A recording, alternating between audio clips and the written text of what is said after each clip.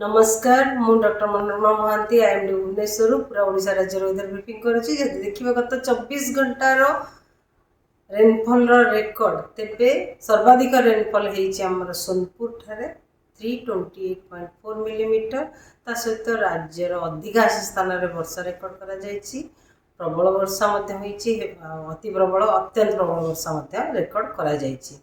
आमर अत्यंत प्रबल वर्षा 12टी स्थान में रेकर्ड करा 24टी स्थान में प्रबल अति प्रबल वर्षा रेकर्ड करा 37टी स्थान में प्रबल वर्षा रेकर्ड करा ता सहित आगामी जदि आमर मनसून रेनफॉल स्टेटस देखा जमीक प्रथम 1 जून टू नहीं 6 जुलाई पर्यंत आम टोटल वर्षा राज्य में 324.2 मिलीमीटर जोटा कि आम नॉर्मल वैल्यू रही 265.8 मिलीमीटर जहाँ फल आमर पूरा राज्य में वर्तमान 22% एक्सेस रेनफॉल रेकर्ड करा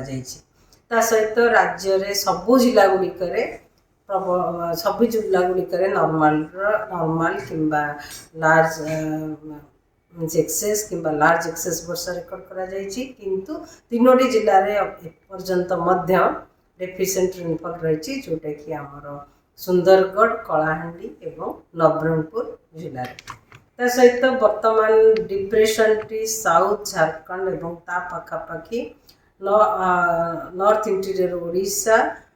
पाखे रही जोटार कि रही कि आगु को नॉर्थ वेस्टवर्ड गति कर मूव कर झारखंड नॉर्थ छत्तीसगढ़ एवं ता पाखापाखि ईस्ट मध्य प्रदेश दी आगामी 24 घंटा भितर से आगामी 24 घंटा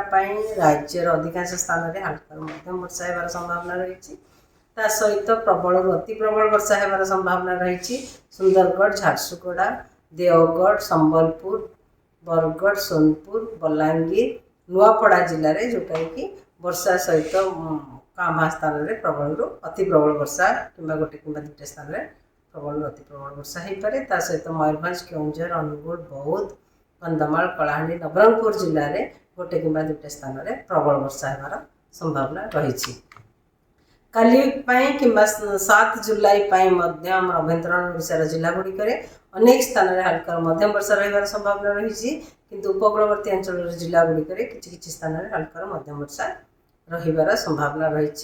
सहित मयूरभंज केउंझर जिले में गोटे कि 2टा स्थान में प्रबल वर्षा होबार संभावना रही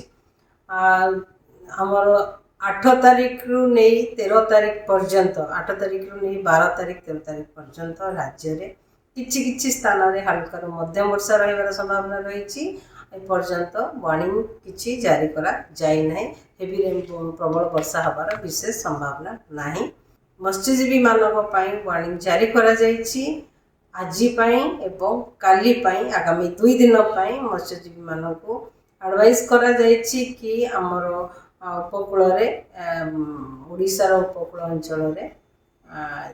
फिशिंग न जावाई कारण समुद्र अशांत आगामी 2 दिन पर्यंत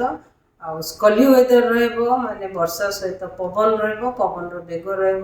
35 to 45 किलोमीटर पर आवर और झटका पवन बेग 55 किलोमीटर पर आवर आगामी 48 घंटा पर्यंत से